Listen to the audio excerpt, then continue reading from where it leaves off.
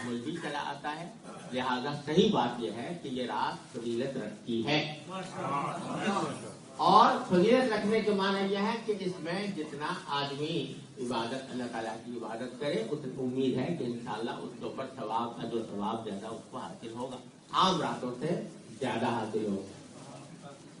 اب یہ کہ بعض لوگوں نے اس کے اندر کچھ خاص طریقے بیان کر رکھے ہیں کہ شب برات کی خاص نماز ہوتی ہے، اس کا طریقہ یہ ہوتا ہے پہلی رکعت میں یہ پڑھا جاتا ہے، دوسری رکعت میں. اس کی کوئی اصل نہیں، یہ بے اصل بات. اسی طرح بعض لوگوں نے اس کو خرافات اپنی طرف سے داخل کر دی کہ جب تک حلوہ نہ پکے تو شب برات نہیں ہوتی. تو یہ ہمارے ہاں تو ہے، پتہ نہیں یہاں پر بلا ہے یا نہیں. تو یہ سب فضول بات ہے، اس کی کوئی اصل نہیں. اسی طرح اس سے زیادہ خطرناک وہ آتش بازی وغیرہ، یہ بالکل ہی ناجائز کام ہے. لیکن عبادت آدمی زیادہ اہتمام کے ساتھ اس میں کرے تو زیادہ فضیلت ہے انشاءاللہ. اور عبادت کا حاصل یہ ہے کہ جتنا آدمی نماز نفلی نمازیں زیادہ پڑھ لے، تلاوت زیادہ کر لے، دعائیں زیادہ کرے اللہ تبارک و تعالیٰ سے، اس میں وقت گزارا جائے. بعض مرتبہ ہمارے پاکستان میں اور آپ حضرات کے یہاں بھی کیونکہ سارے مسائل وہیں سے آتے ہیں، تو اس لیے ہمارے ہاں یہ ہوتا ہے کہ شب برات کے موقع پر بڑے لمبے چوڑے جلسے ہو رہے ہیں اور اس میں تقریبات ہو رہی ہیں اور دعوتیں ہو رہی ہیں اور دیگیں اتر رہی ہیں اور دسترخوان بچھ رہے ہیں.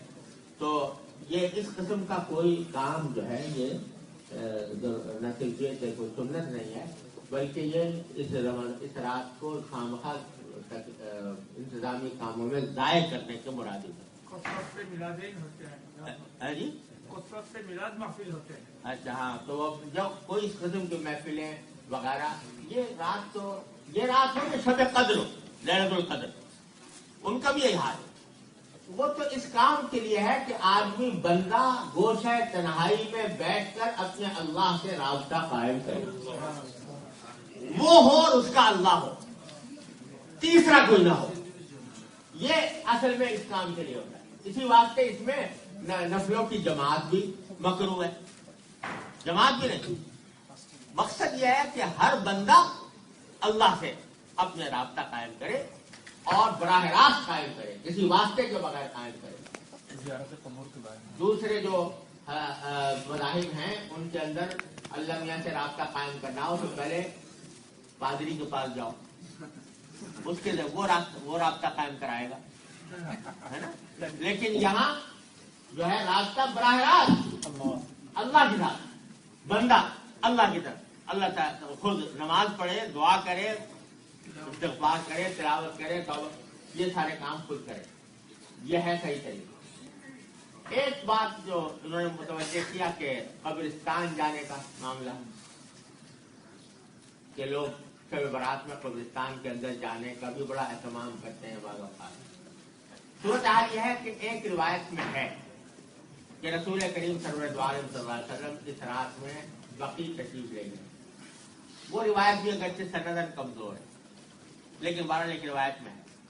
اگر اس کو مان لیں تو بھی میرے والد ماجد پر صلی اللہ تعالیٰ سے رو فرماتے ہیں کہ نبی کریم صلی اللہ علیہ وسلم سے جو بات جس درجے میں ثابت ہے اس درجے ہی پہ اس کو رکھنا ضروری ہے.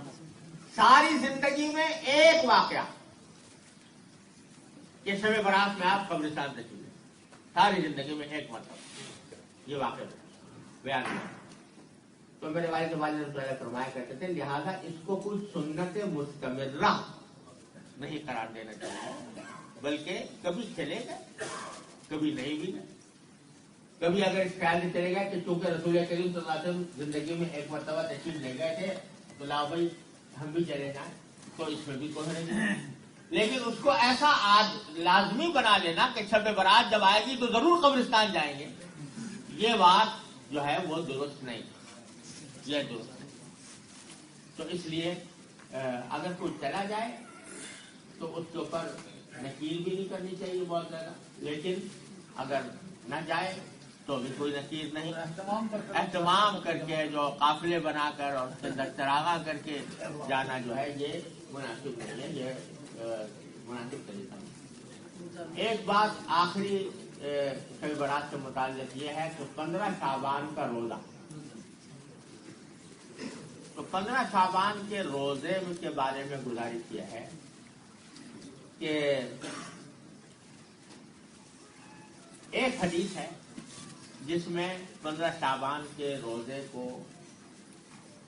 کی فضیلت بیان ہوئی ہے، لیکن وہ بہت ہی زیادہ ضعیف حدیث ہے اور محدثین نے فقہا نے اس کے اوپر عمل نہیں کیا. چنانچہ فقہاء کرام جہاں نفلی روزوں کی تفصیل بیان فرماتے ہیں وہاں 15 شعبان کے روزوں میں روزے کا ذکر نہیں فقہ کی کتابوں میں. لہذا صحیح بات یہ ہے کہ شعبان کے سارے ہی دن روزے، ہر دن روزہ رکھنے کی فضیلت ہے، یکم شعبان سے لے کر آخر شعبان تک سوائے آخری 2 دنوں کے. باقی دنوں میں جس دن بھی روزہ رکھے آدمی وہ فضیلت ہے. تو اس دن بھی فضیلت، 15 دن کو فضیلت. اور خاص طور پر یہ جو ایام بیز ہیں یعنی 13، 14، 15 یہ اس میں حضور اکرم صلی اللہ علیہ وسلم کے بکثرت روزے رکھے ثابت ہے، لہٰذا 15 شعبان کو روزہ رکھے تو وہ بھی ٹھیک ہے. لیکن خاص اس 15 شعبان کے 15 شعبان ہونے کی وجہ سے روزہ رکھنے کی فضیلت نہیں ہے. لیکن کوئی رکھنا چاہے تو اس نیت سے رکھے کہ شعبان